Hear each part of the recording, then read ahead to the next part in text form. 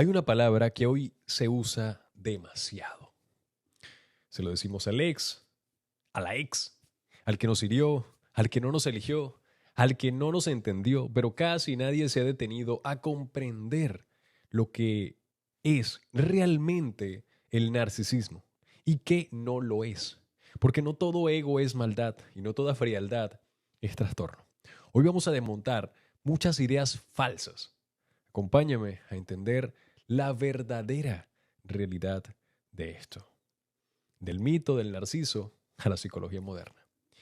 Hoy quiero que entendamos algo con una profundidad real. La palabra narcisista no nació en redes sociales, nació como insulto, no nació como una sencilla etiqueta ligera.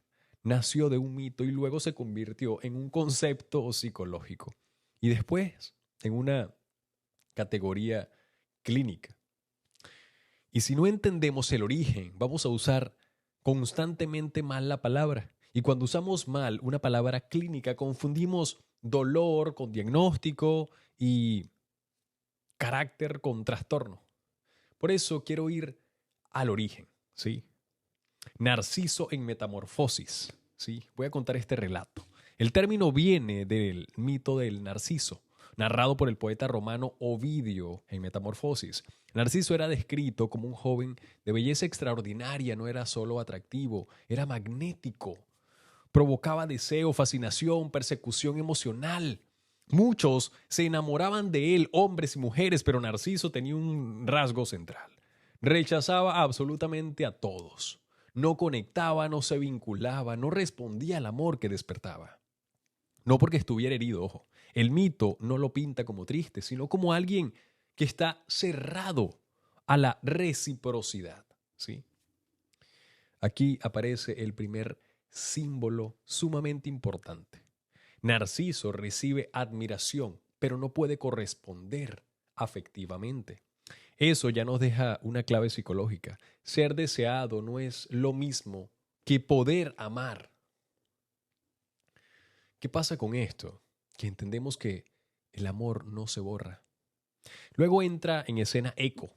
Eco era una ninfa que había sido castigada por los dioses. Su maldición no podía iniciar una conversación, solo podía repetir las últimas palabras que se escuchaba. Eso es profundamente simbólico. Eco representa a la persona que no puede expresarse plenamente, no tiene voz propia, pero no inicia, existe en función del otro. Eco se enamora de Narciso, lo sigue, lo observa, lo desea, pero no puede hablarle con una libertad. Cuando finalmente intenta acercarse, Narciso la rechaza con gran frialdad. Eco se desintegra emocionalmente en el mito, su cuerpo desaparece y solo queda su voz.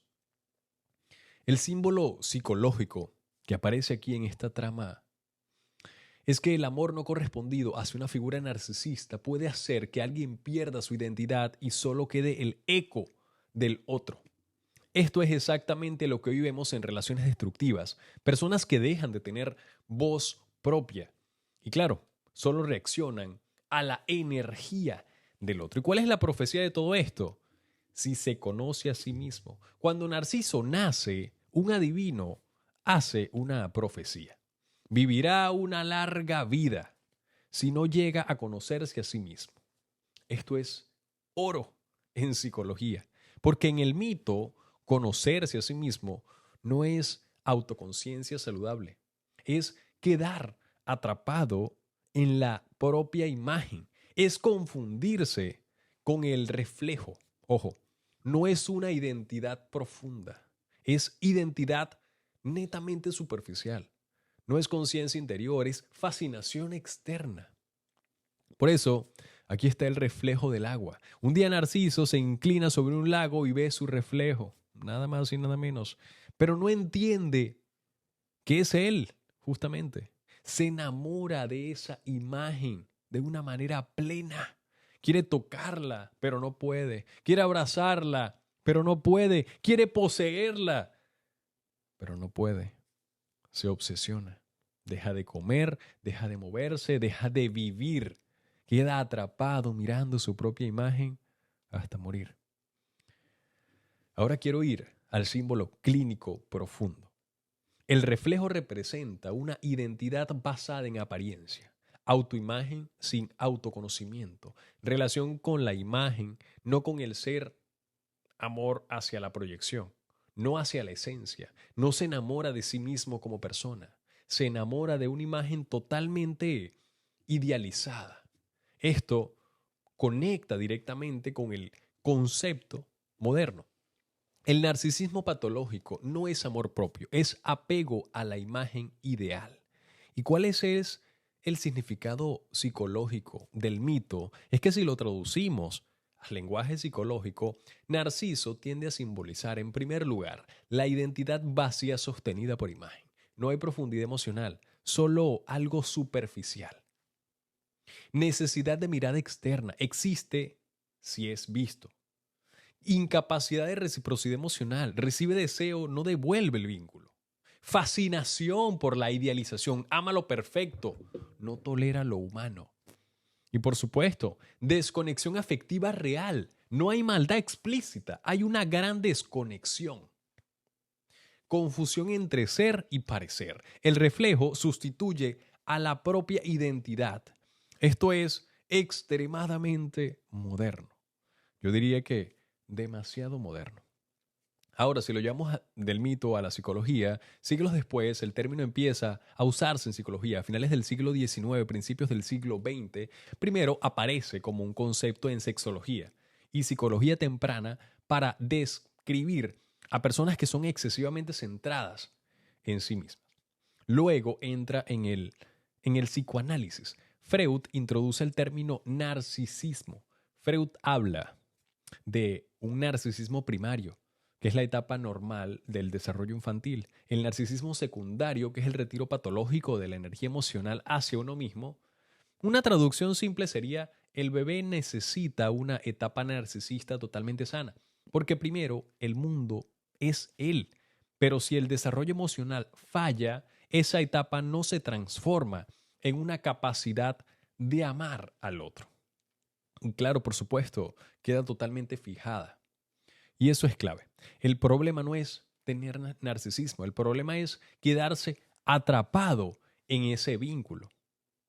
Y claro, cuando se introduce la entrada a la psiquiatría moderna, décadas después, el concepto evoluciona en todos los sentidos porque los investigadores clínicos empiezan a observar patrones: grandiosidad, necesidad de admiración, falta de empatía, sensibilidad extrema a la crítica, relaciones utilitarias y finalmente aparecen los manuales de diagnóstico modernos como trastorno narcisista de la personalidad, NPD. Ya no es mito, ya no es solo teoría, es un patrón clínico totalmente observable. Pero, y esto es importante, es mucho más complejo que el uso popular del término. No todo egoísmo es narcisismo, no toda frialdad es narcisismo, no todo rechazo es narcisismo. Por eso, este punto era sumamente importante, ¿sí? ¿Por qué? Porque aquí entendemos de dónde nació todo este concepto. Cuando llamas a alguien narcisista sin entender el origen, pierde una total precisión. Pero cuando entiendes el mito, empiezas a ver el patrón. Una persona atrapada en su imagen, incapaz de amar lo humano, dependiente de la admiración, desconectada de su mundo interior, no es amor propio, es una prisión en base a la identidad. Y desde ahí, recién ahora sí, podemos entrar a la parte clínica total. Entender, la palabra narcisista hoy se usa demasiado y se usa mal. Se ha convertido en una etiqueta rápida para nombrar cualquier persona fría, distante, egoísta o que no respondió como esperábamos. Muchas veces se le dice narcisista al ex que no llamó, a la persona que no quiso comprometerse, narcisista a alguien inmaduro o narcisista a alguien que nos hirió. Pero clínicamente eso es un total error y muy grave, porque cuando todo se llama narcisismo, el concepto pierde una precisión clave y cuando pierde precisión, empezamos a confundir el dolor con diagnóstico, carácter con trastorno y heridas emocionales con estructuras de personalidad. Por eso es fundamental aclarar que el narcisismo de verdad y que no lo es. Antes de seguir avanzando, todos los seres humanos tenemos rasgos narcisistas. Esos, sin duda alguna. Todos. El deseo de reconocimiento, el orgullo por los logros, el cuidado de la imagen, la necesidad de validación, el impulso de proteger la autoestima y defender límites personales pueden limitar o se colocan límites personales, forman parte de la arquitectura normal de la mente humana.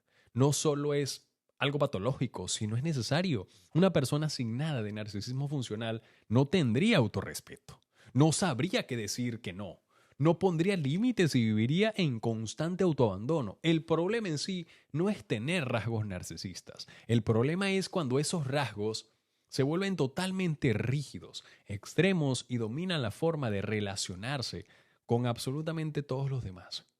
Y aquí es donde aparece la gran diferencia entre rasgo y trastorno. Un rasgo es un comportamiento o tendencia que aparece en ciertas situaciones. Un trastorno de personalidad es una estructura estable, persistente y generalizada que se expresa en casi todos los contextos de vida. Relaciones, trabajo, intimidad, manejo de crítica y percepción del otro. No es una mala etapa, no es una vez al mes, no es una reacción a una ruptura, es un patrón que se repite con distintas personas y a lo largo del tiempo. No es simplemente que la persona hace a veces, no, es la forma en que esa persona está totalmente organizada emocionalmente. También es importante decir, ojo, que casi no se explica. Existe un narcisismo sano. El narcisismo sano es la base de la autoestima estable. Es la capacidad de reconocerse valioso sin necesidad de un aplauso constante. Es decir, yo merezco respeto. Yo no acepto maltrato. Yo tengo dignidad. Una mujer con narcisismo sano no se deja usar, no se queda donde la humillan y no negocia su integridad para ser aceptada. Eso no es una patología, eso es salud psicológica. El error moderno es llamar narcisismo a la alta autoestima, cuando en realidad la ausencia de amor propio es mucho más peligrosa que su presencia. El narcisismo patológico, grábense esto, es muy distinto. No es autoestima alta, es autoestima inestable que depende de la admiración externa para sostenerse. Por fuera parece seguridad, pero por dentro hay una fragilidad constante. La persona necesita sentirse superior, especial o admirada para no derrumbarse emocionalmente. No se trata de yo valgo, sino valgo si me admiran. No es identidad interna, es rendimiento emocional. La validación funciona como combustible psicológico y cuando falta aparece irritación, desprecio, frialdad o ataque defensivo. Si nos vamos a la descripción de la clínica moderna, suelen observarse tres ejes centrales. El primero es la grandiosidad, que es un sentido inflado de importancia personal. Puede expresarse exagerando logros, sintiéndose por encima de los demás, creyendo que merece trato especial o desvalorizado a quienes considera inferiores. A veces, esta grandiosidad es abierta y visible y otras veces es silenciosa e interna, pero igual de intensa. El segundo eje es la necesidad excesiva de admiración. No es gusto por el reconocimiento, ojo, es dependencia de él. Cuando no hay validación, la persona se desregula emocionalmente, se irrita o se vuelve despectiva. El tercer eje es la falta de empatía afectiva. Muchas de estas personas pueden entender lo que el otro siente, pero no logran resonar emocionalmente con ese dolor. Claro, pueden leer la emoción, pero no sentir la emoción. ¿Entienden? Pero no conectan. Es fundamental también aclarar lo que no es narcisismo, aunque hoy se etiquete así. El egoísmo por sí solo no es narcisismo. Puede ser inmadurez, mal aprendizaje o una etapa vital centrada en la supervivencia. La falta de habilidades emocionales tampoco es narcisismo. Puede venir, claro, de una crianza pobre en expresión afectiva. El apego evitativo, donde la persona huye de la intimidad, no es automáticamente narcisismo. El trauma no resuelto puede hacer a alguien frío o defensivo sin que tenga una estructura narcisista. Incluso la inmadurez emocional, que es muy común en adultos, no equivale a un trastorno narcisista de la personalidad. Ojo, no todo comportamiento que hiere viene del narcisismo clínico. No todos los patrones narcisistas se ven iguales. Hay presentaciones más visibles, más observables y otras más encubiertas. Existe el patrón grandioso, que es dominante, competitivo, exhibicionista y busca la admiración directa. Suele mostrarse seguro, expansivo y superior, pero también existe un patrón vulnerable o encubierto, mucho más difícil de detectar, que se presenta como hipersensible, resentido, constantemente incomprendido y con una narrativa de víctima permanente. No parece arrogante, pero sigue centrado en sí mismo y sigue teniendo dificultad real para reconocer el mundo emocional del otro. Puede manipular desde la culpa, el silencio o la queja constante. Por eso, es tan importante entender que el narcisismo clínico no es un acto aislado, no es un error puntual y no es un mal día. Es un patrón repetitivo. No es una conducta suelta, es una estructura emocional completa. Y si no hacemos esta diferenciación con cuidado, corremos el riesgo de etiquetar mal, de acusar sin base y por supuesto de perder la capacidad de ver con claridad lo que realmente está sucediendo, lo que está pasando en el vínculo. Cuando hablamos de una estructura narcisista patológica, no estamos hablando de alguien que simplemente decidió ser así. Estamos hablando de una forma de organización emocional que se fue construyendo en etapas tempranas de la vida como mecanismo de protección. No nace de la maldad, nace de una herida, pero que nazca de una herida no significa que no cause daño. Y claro, entender esta diferencia es clave para explicar el fenómeno con una gran responsabilidad. El núcleo del patrón narcisista no es la soberbia verdadera, sino la vergüenza profunda que no pudo ser integrada ni acompañada emocionalmente en su momento de origen, claro. En el fondo de la estructura narcisista suele existir lo que muchos clínicos describen como vergüenza nuclear. No es culpa por algo que se hizo, es una sensación de defecto en lo que se es. Es una evidencia interna de si me ven de verdad, no soy suficiente. Esa sensación es tan dolorosa que la mente tiende a construir una gran defensa, una barrera de defensa, una identidad inflada, idealizada, superior o especial. No para dominar primero, sino para no derrumbarse. La grandiosidad en muchos casos no es problema original, es la armadura.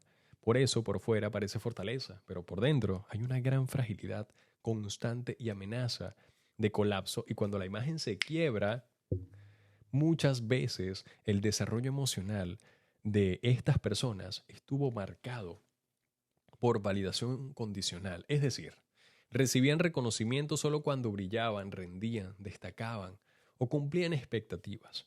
No eran vistos por lo que eran, sino por lo que producían. El mensaje implícito fue: vales si impresionas, si logras, si destacas, si superas, pero no simplemente por existir. Cuando un niño crece bajo esa lógica, aprende que el amor no es vínculo, es premio. Y si el amor es premio, entonces la autenticidad se vuelve peligrosa y la imagen se vuelve estrategia de su propia supervivencia. En otros casos, el entorno en sí no fue exigente, sino emocionalmente inconsistente. Estamos hablando de cuidadores impredecibles, fríos, evasivos o excesivamente centrados en sí mismos. El niño no encontró un espejo emocional estable donde verse reconocido de forma real. Y cuando no hay un adulto que ayude a nombrar, a regular y validar esas emociones, no se desarrolla bien la capacidad de reconocer al mundo interno propio ni el ajeno. Esto afecta a algo fundamental: la mentalización emocional, que es la capacidad de entender que uno tiene estados internos y que los demás también los tienen. Cuando esa capacidad queda débil, la persona puede aprender a leer conductas, pero no sentir ese verdadero impacto emocional real de sus actos o de los actos sobre otros. El miedo a la humillación y al rechazo ocupa un lugar central en esta estructura. No es un miedo leve, es una amenaza profunda a la identidad. Por eso muchas conductas de control, superioridad o desprecio no nacen solo del deseo de poder, sino del terror a quedar expuesto como insuficiente. El control se convierte en anestesia contra la vergüenza. Si controla la narrativa, si controla la relación, si controla la imagen, no quedo vulnerable. La vulnerabilidad no se vive como apertura, se vive como un peligro extremo. Por eso también aparece con tanta frecuencia la externalización de la culpa. Reconocer un error profundo activaría la vergüenza nuclear. Y si esa vergüenza es insoportable para estas estructuras, entonces la mente desplaza la responsabilidad hacia afuera. No es que la persona no ve el conflicto, es que no puede tolerar emocionalmente ser la fuente del daño sin que se estructure o sin que se pueda fracturar la estructura de su autoimagen.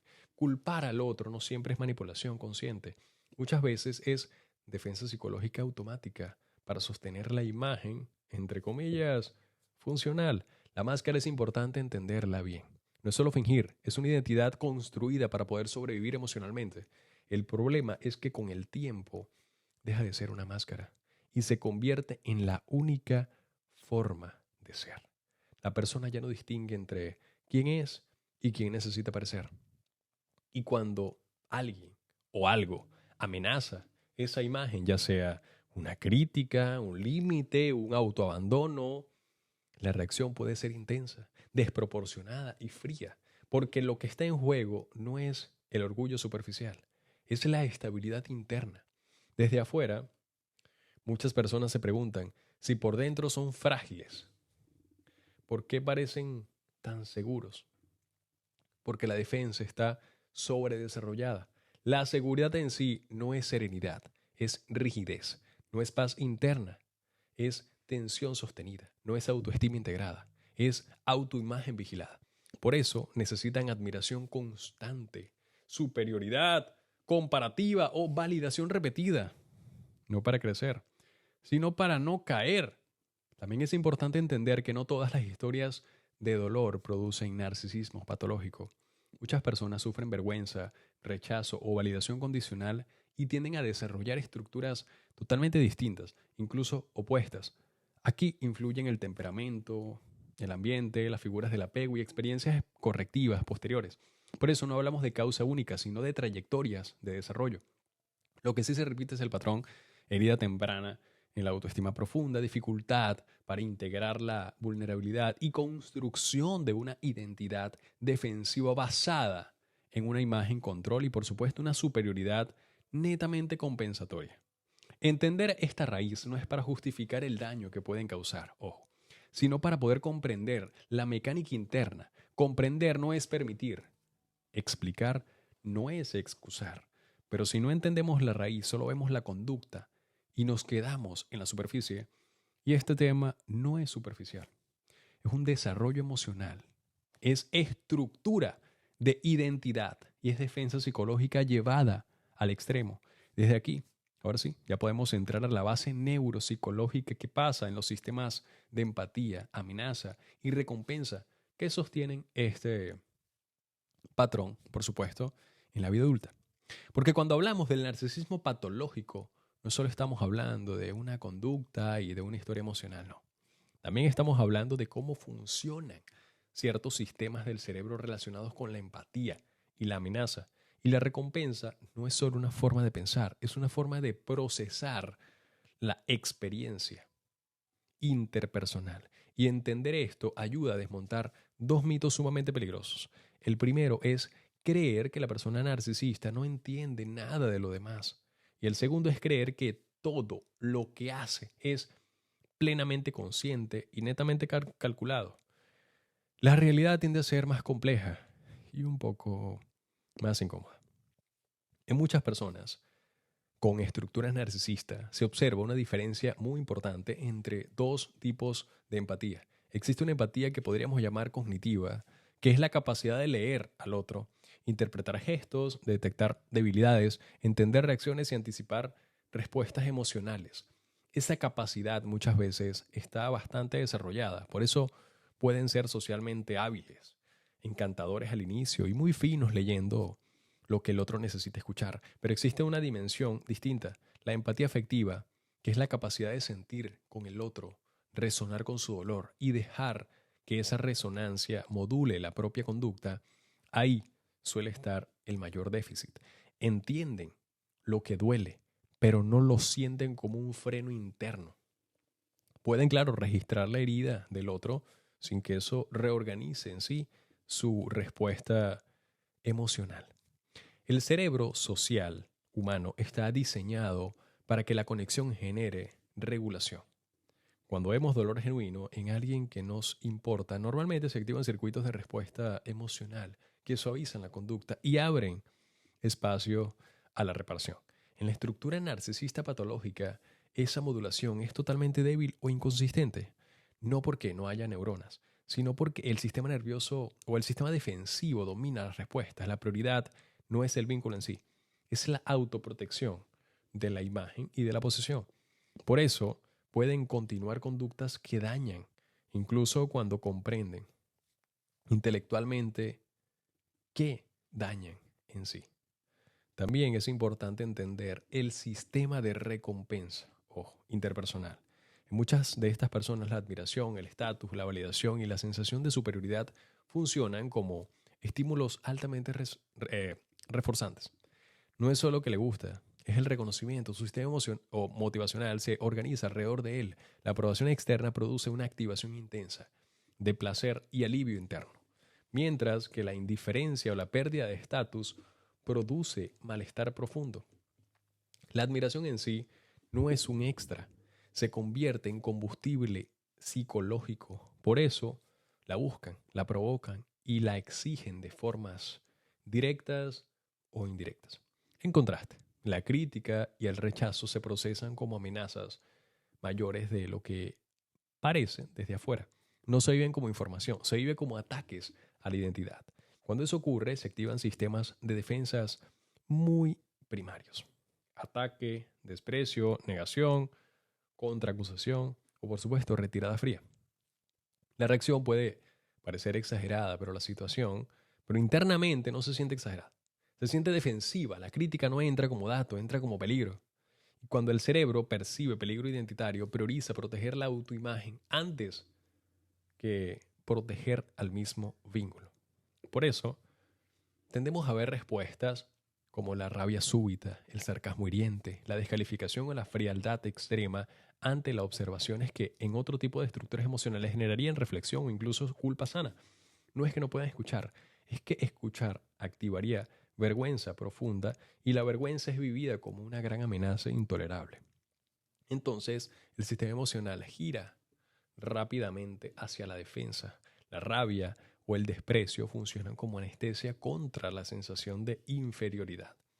La frialdad funciona como distancia protectora. No es una calma real, es una desconexión totalmente defensiva. Otro punto sumamente importante es entender el llamado encanto inicial que muchas personas describen. Ese encanto no siempre es falsedad consciente. Muchas veces es una habilidad social aprendida y reforzada.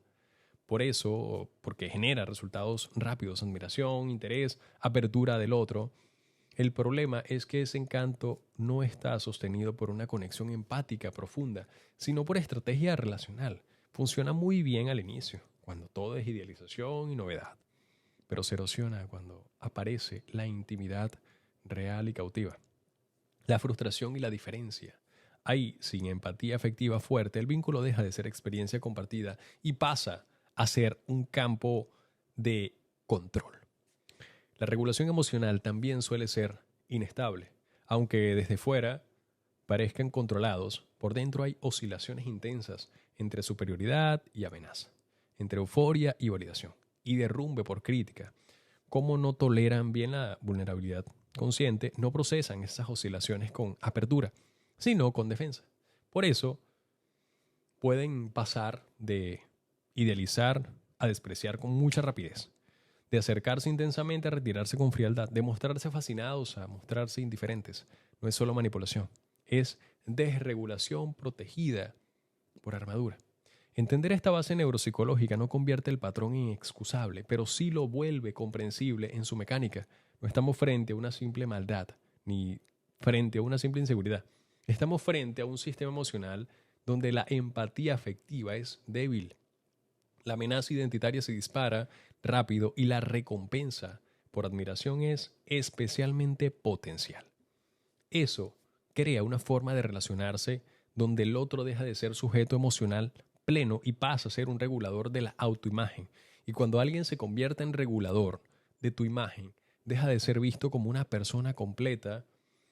Desde aquí en sí ya podemos entrar a un terreno más visible y doloroso, que son los patrones conductuales concretos que una mujer experimenta dentro de una relación con esta estructura. Cuando bajamos todo lo que hemos explicado, el mito, la estructura emocional, la base neuropsicológica, el terreno de la relación real, lo que aparece no son conceptos, son patrones. No se vive como teoría, se vive como experiencia diaria. Y algo muy importante, no se trata de conductas aisladas, sino de secuencias repetidas. Lo que define el daño no es gesto puntual, sino la repetición organizada de ciertas dinámicas que alteran en sí la percepción, la autoestima y la estabilidad emocional de la mujer que está dentro del vínculo. Desde fuera puede parecer exageración. Desde dentro se siente como confusión progresiva. Muchos de estos vínculos comienzan con una fase de una gran intensidad emocional muy alta. La mujer siente que por fin alguien la ve, la elige, la admira y la coloca en el lugar especial. La conexión parece rápida, profunda y distinta a todo lo anterior. Se siente lo mejor del mundo. Hay mensajes constantes, promesas tempranas, declaraciones de amor grandes, atenciones desbordadas y una sensación de destino compartido que es... No se siente como seducción normal, se siente como reconocimiento total. Esa fase no es amor maduro, es idealización. Es la etapa donde la otra persona no está siendo vista como humana completa, sino como la figura perfecta que satisface necesidades de imagen, validación o posesión emocional. La intensidad no nace de la intimidad, nace de la proyección. Después de esta etapa inicial empieza un cambio sutil. No suele ser brusco. Al principio es gradual. Aparecen pequeñas descalificaciones, comentarios irónicos, comparaciones disfrazadas de broma. Eso es típico. Correcciones constantes sobre cómo habla, cómo se viste, cómo reacciona. No es un ataque frontal, es una erosión fina por los lados. La mujer empieza a sentir que debe ajustarse para no incomodar. Empieza a explicar de más, a justificarse, a caminar con cuidado. La admiración inicial se transforma en evaluación constante. Ya no se siente elegida, se siente totalmente medida. En paralelo tiende a aparecer una distorsión de la realidad interpersonal. Conversaciones que ocurrieron se niegan. Promesas hechas se reinterpretan. Límites claros se presentan como exageraciones. La mujer empieza a escuchar frases que la hacen dudar de su propia autopercepción. Eso no pasó así. Estás siendo demasiado sensible.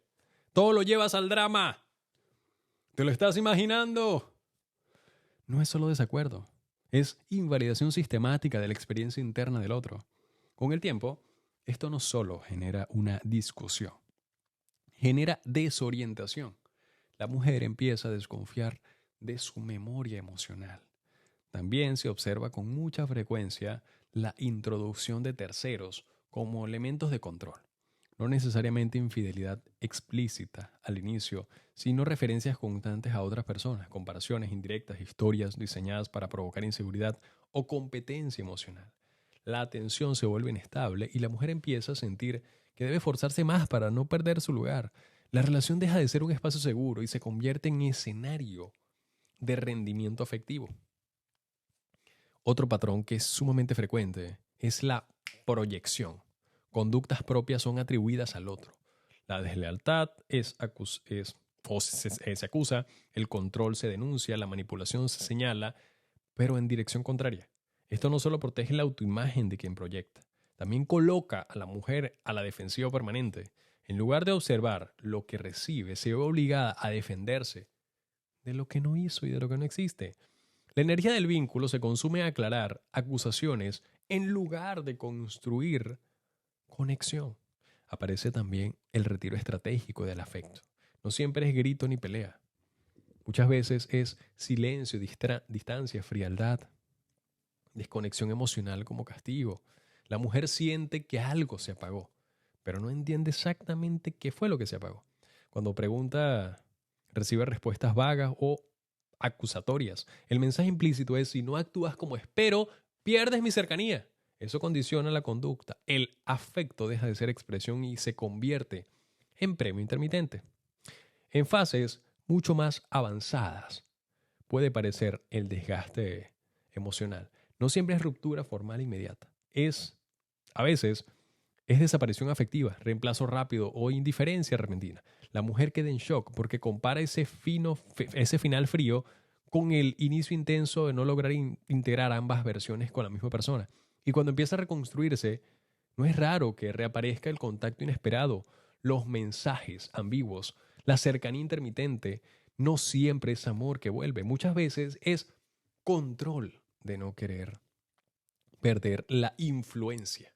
Y claro, lo más desestabilizante de estos patrones no es cada conducta por separado, sino la combinación, idealización intensa seguida de evaluación sutil, cercanía desbordante, seguida de distancia fría, validación extrema, seguida de crítica constante. El sistema emocional humano se regula con coherencia.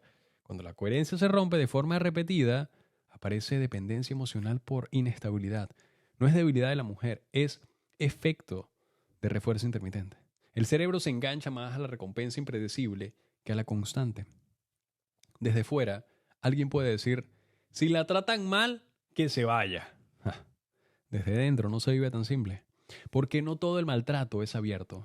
Hay momentos de encanto real, de conexión aparente y promesas creíbles intercaladas con daño. Esa mezcla confunde el sistema emocional. La mujer no está respondiendo solo al dolor, está respondiendo a la alternancia entre dolor y alivio. Y esa alternancia es uno de los vínculos más difíciles de romper a nivel psicológico, por favor. Entender estos patrones no es para generar una paranoia ni para etiquetar a todos los vínculos difíciles como narcisistas. Es para reconocer las secuencias repetidas que erosionan la identidad, la percepción y la estabilidad emocional. Cuando el patrón se repite con consistencia, con distintas personas y con el mismo resultado de desgaste psicológico en la pareja, ya no estamos hablando de conflicto normal. Estamos hablando de la dinámica estructurada de daño relacional. Desde aquí ya podemos entrar en el siguiente nivel. ¿Qué le pasa dentro a la mujer que vive tiempo adentro de esa dinámica, y por qué el impacto es tan meramente profundo? Porque cuando una mujer permanece durante tiempo suficiente dentro en sí de una dinámica relacional, este tipo de impacto no es solo emocional, momentáneo o estructural. No afecta únicamente lo que siente, afecta cómo percibe, cómo decide, cómo se interpreta a sí misma y cómo puede registrar la realidad interpersonal. No es simplemente tristeza o decepción, es desorganización interna progresiva. Y esto es importante decirlo con mucha claridad, porque desde afuera muchas personas juzgan la permanencia de estos vínculos como debilidad, cuando en realidad muchas veces es efecto del desgaste psicológico sostenido. Uno de los primeros efectos es la confusión cognitiva emocional. La mujer empieza a experimentar una ruptura entre lo que ve y lo que dicen que ve. Percibe gestos fríos, contradictorios, desprecio sutil o manipulación, pero recibe explicaciones que invalidan su propia lectura. Con el tiempo tiende a aparecer una frase interna sumamente peligrosa: quizás estoy exagerando. No nace de inseguridad previa, necesariamente. Nace de invalidación repetida. La mente humana necesita coherencia entre percepción y confirmación externa. Cuando esa coherencia se rompe, se fractura de forma constante, aparece la duda sobre el propio criterio.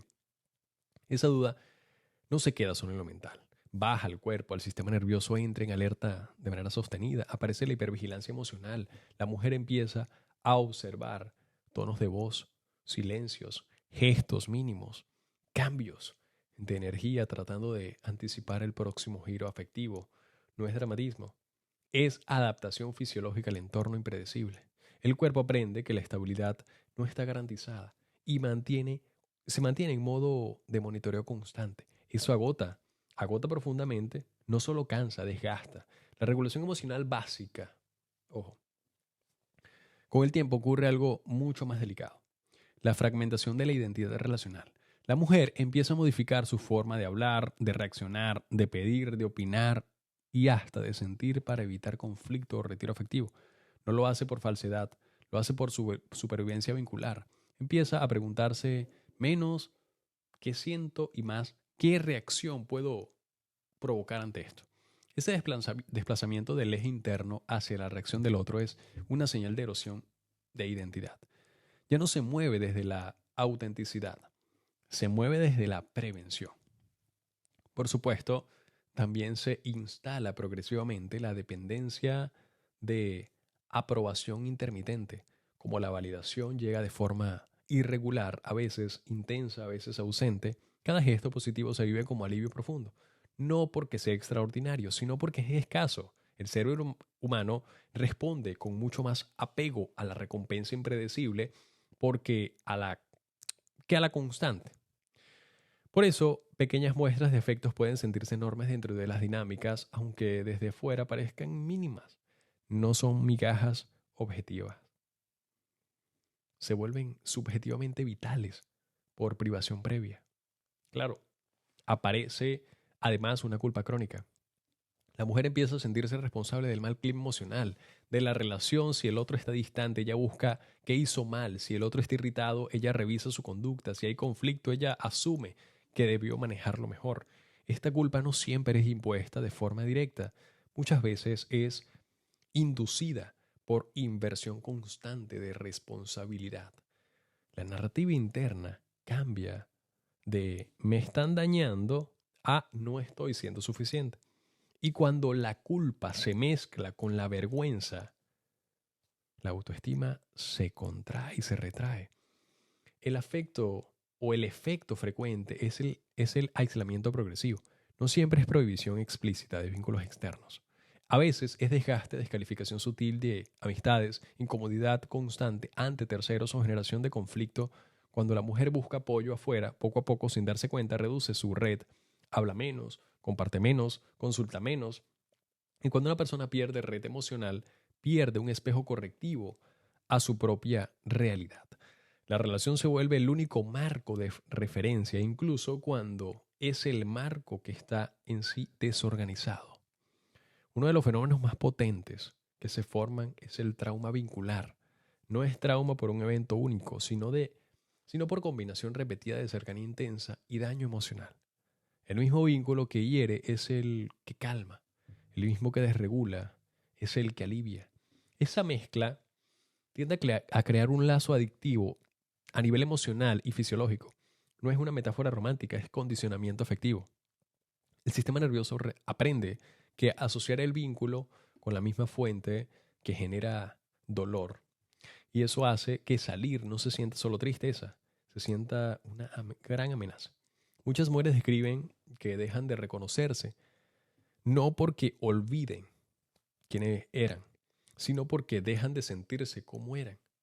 Pierden esa espontaneidad bonita, esa seguridad básica, pierden la claridad emocional, se vuelven más ansiosas, más dudosas, más reactivas o más apagadas.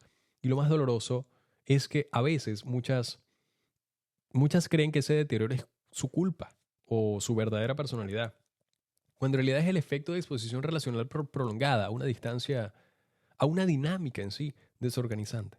Es importante decir algo con mucho cuidado. Nada de esto significa que la mujer sea débil e ingenua. Significa que es humana. El sistema emocional humano está diseñado para vincularse, para confiar y para ajustarse al otro en sí. Cuando ese mecanismo se encuentra con una estructura que alterna idealización, control, invalidación y retiro afectivo, la adaptación se convierte en desgaste, no en falta de inteligencia. es impacto de coherencia afectiva sostenida. Comprender lo que ocurre dentro de la mujer no es para estar sembrando miedo, es para devolverle un lenguaje y un mapa interno. Cuando una experiencia tiene nombre y patrón, deja de sentirse como locura personal y empieza a verse como una dinámica identificable. Y cuando se identifica, se puede intervenir. Desde aquí podemos avanzar al siguiente punto, que es totalmente delicado. Cómo identificar patrones narcisistas y en una mujer sin caer en cacería, sin etiquetar a la ligera y sin convertir el concepto en una supuesta arma.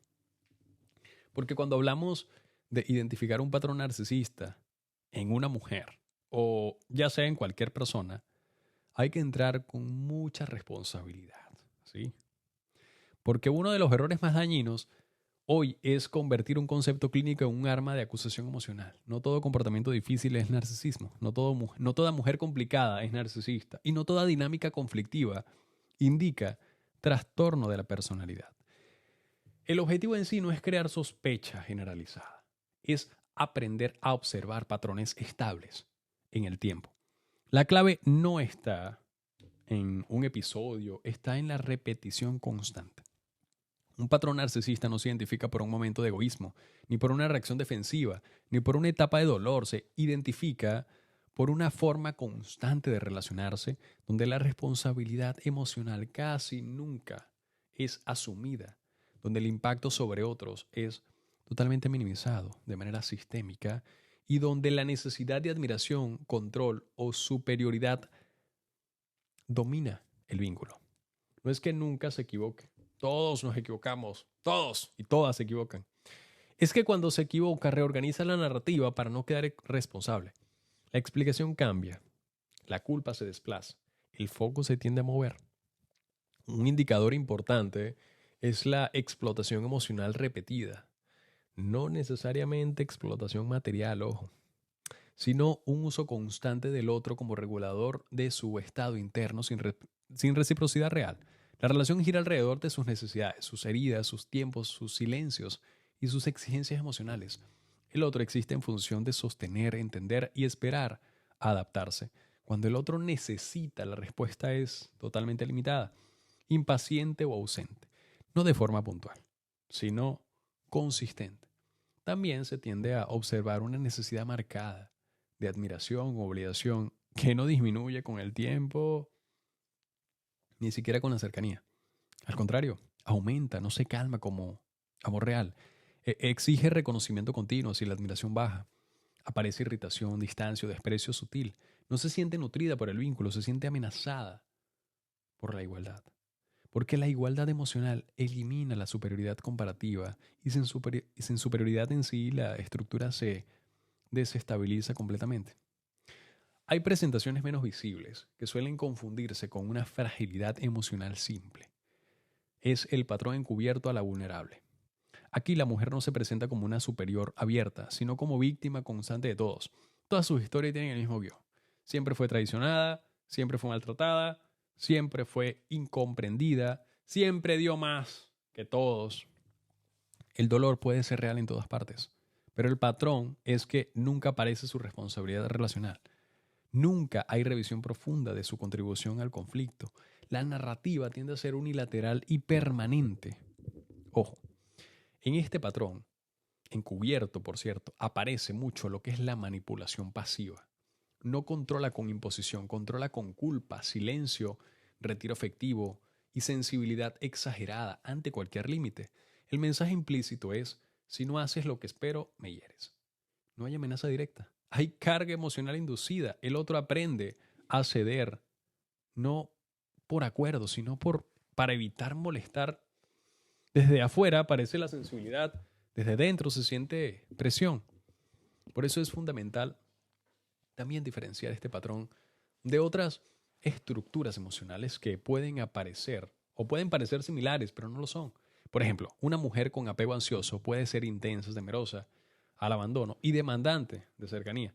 Pero si tiene empatía real y si puede asumir responsabilidad cuando se le señala con claridad, una mujer con trauma complejo puede reaccionar en sí, con defensa, desconfianza o explosión emocional.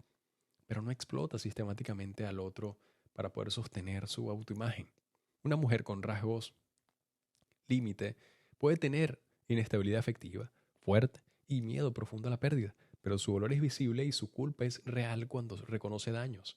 El narcisismo patológico, en cambio, mantiene la autoimagen por encima del vínculo de forma y de manera consistente. Otro elemento clave es la transversalidad del patrón. No ocurre solo con una pareja o en una sola relación. Se observa con amistades, familia, trabajos y relaciones previas. Hay una historia de conflictos repetidos, donde la narrativa siempre coloca a las personas como excepción inocente, rodeada de otros defectuosos. Cuando el patrón se repite con múltiples personas y con el mismo tipo de desgaste relacional alrededor, ya no hablamos de mala suerte vincular, hablamos de estilos de funcionamiento interpersonal. Hay que decir algo con mucha claridad. Observar no es diagnosticar. Diagnosticar requiere evaluación clínica formal, contexto, historia y criterio profesional. En la vida cotidiana no estamos diagnosticando, estamos observando patrones. No colocamos etiquetas, reconocemos. La regla sana no es convertir el lenguaje clínico en insulto ni en juicio impulsivo. El propósito de entender estos patrones no es señalar con el dedo, es proteger la salud emocional propia y decir y tomar decisiones más consistentes, más conscientes sobre dónde permanecer y dónde no. Cuando una persona muestra de forma persistente la falta de responsabilidad emocional, uso instrumental del otro, necesidad constante de admiración y desprecio por límites claros, estamos frente a algo más que dificultad relacional común. No hace falta gritar trastorno para reconocer que es una de las dinámicas más peligrosas. Basta ver la repetición, el impacto y la ausencia de cambio genuino con el tiempo. Desde aquí ya podemos entrar a lo último que quiero conversar, sobre los datos reales, ¿sí? Porque es importante volver a la base emocional y corporal después de que ya estamos en un vínculo sano. Cuando llegamos a este punto es importante aterrizar todos en datos, límites clínicos y realidad diagnóstica, porque uno de los mayores errores al hablar de narcisismo es convertirlo en una categoría sumamente inflada, donde parece que todo el mundo es narcisista. No es así. Cuando hablamos de narcisismo o de trastorno narcisista de la personalidad, estamos hablando de una condición clínica específica, con criterios definidos y con una prevalencia mucho menor de lo que la conversación popular sugiere. Las estimaciones o las estimaciones varían el método de estudio y la población evaluada, pero también muchas fuentes clínicas sitúan la prevalencia aproximada en un rango bajo, alrededor de 1 o 2% de la población general, con variaciones según muestras y herramientas diagnosticadas. Eso significa que es real, existe, es clínicamente relevante, pero no es lo masivo. Eso significa que probablemente tu ex no sea narcisista. También es importante entender que los estudios poblacionales a veces reportan cifras más altas cuando miden rasgos narcisistas y no trastornos completos. Tener rasgos no equivale a cumplir criterios diagnósticos. Una cosa es puntuar alto en rasgos de grandiosidad o búsqueda de admiración, y otra muy distinta es tener un patrón rígido, generalizado y deteriorizante que cumpla criterios de trastornos de personalidad. Confundir rasgo con un trastorno genera alarma innecesaria y diagnósticos informales sin que exista una base. Y el sobrediagnóstico social termina dañando tanto como la ignorancia. Existe además un fenómeno de subdiagnóstico clínico. Muchas personas con estructura narcisista no buscan ayuda por considerarse problemáticas. No llegan a la consulta diciendo, tengo un patrón narcisista. No. Suelen llegar por depresión, crisis de ira, rupturas repetidas, conflictos laborales, sensación de vacío, pero no por reconocimiento del patrón interpersonal. Eso hace que contextos clínicos aparezcan con diagnósticos secundarios mientras la estructura de la personalidad pasa más desapercibida o se detecta con el tiempo. El narcisismo patológico rara vez se presenta pidiendo ser tratado como tal. Suele aparecer a través de las consecuencias de sus mismas relaciones. Por eso es fundamental decir con claridad que el diagnóstico formal se hace no se hace por videos, redes ni listas de experiencias aisladas, no. Se hace con evaluaciones clínicas completas, historias de vida, patrones longitudinales y criterios técnicos. En la vida cotidiana no vamos a necesitar diagnósticos o diagnosticar para protegernos.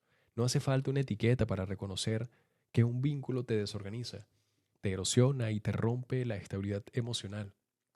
La protección no depende del rótulo, depende del impacto real y sostenido en tu salud psicológica. Cuando una mujer identifica que está dentro de una dinámica relacional destructiva de este tipo, la salida por lo general no empieza con una gran confrontación agresiva. Empieza con claridad interna, con claridad de patrón, con claridad de los límites y la claridad del riesgo emocional. El siguiente paso siempre es construir red. Ninguna persona sale fuerte de un vínculo desorganizante en aislamiento. Necesita apoyo, contraste de realidad, conversaciones honestas y acompañamiento. La red no es debilidad, es regulación externa, mientras el sistema interno se tiende a reorganizar. Los límites se vuelven intervención terapéutica en sí mismos. No límites explicados 20 veces, sino límites aplicados. El patrón narcisista patológico rara vez cambia por una discusión lógica. Cambia, sí cambia, por consecuencia sostenida y pérdida de acceso a control emocional del otro. Por eso el límite no es castigo, es medicina de protección. Y en muchos casos, además del límite, se necesita acompañamiento terapéutico para poder procesar el trauma vincular, reconstruir una identidad y regular el sistema nervioso que quedó en un estado de alerta prolongado. La recuperación no es solo mental, es corporal. El cuerpo que vivió en hipervigilancia necesita volver a sentir esa gran seguridad. El cuerpo que vivió en una validación intermitente necesita volver a experimentar coherencia.